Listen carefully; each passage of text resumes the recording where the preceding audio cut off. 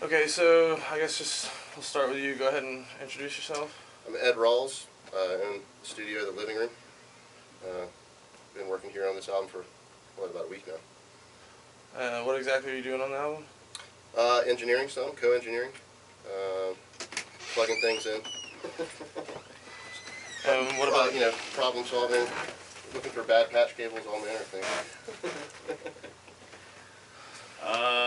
Sanford Parker, producer, kind of engineer, mostly as the engineer. From Chicago, came down to make a rock and roll record. About how long have we been doing this? A little over a week. 10 days. 10 days, yeah. Or 9 No, days. 9 days. Something. Yeah, 9 days. So what do you think about how the album's come together so far? It's great. Yeah. Man, it's... Album of the year.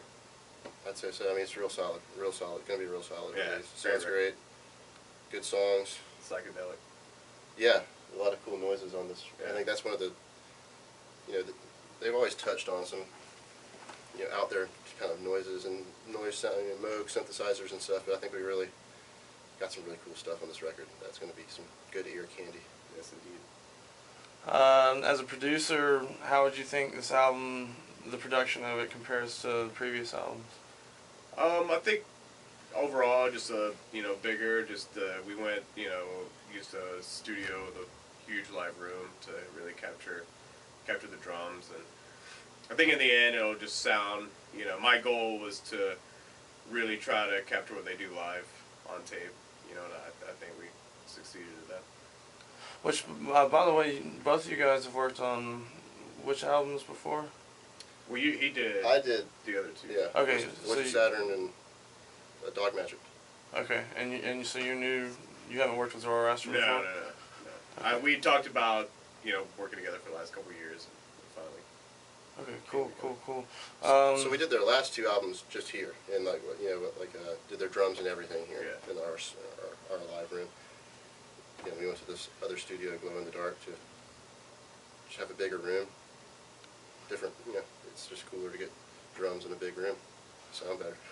And ultimately, so having worked on the albums before, you think the using that bigger room is going to have a pretty drastic effect on the sound? Clearly, yes, absolutely. Cool. Don't know if it, I think it definitely sounds much better with the big room. Who knows if that translates to anything other than sounding better. But for me, I definitely would be like, sweet, this room's big and makes the cymbals sound better, snares sound better, everything sounds better. Yeah, it's bigger. Yeah. Having heard the band before, being pretty familiar with their music, what do you think the fans are going to think about this one? I think they're going to be shocked at first, but then once they hear the actual songs, I think they're going to really dig it. And I think they're going to broaden their fan base with this album as well. And to me, it's a little more accessible, like cross genres than the previous albums. So I think I think they're going to gain a lot of fans. I do too. I mean, I think just because there's one thing that's different also is there's more songs on this record. Yeah. Their other records almost have like 3 or 4 movements with noise in between, which is real cool. It has its own vibe, but this is again more accessible.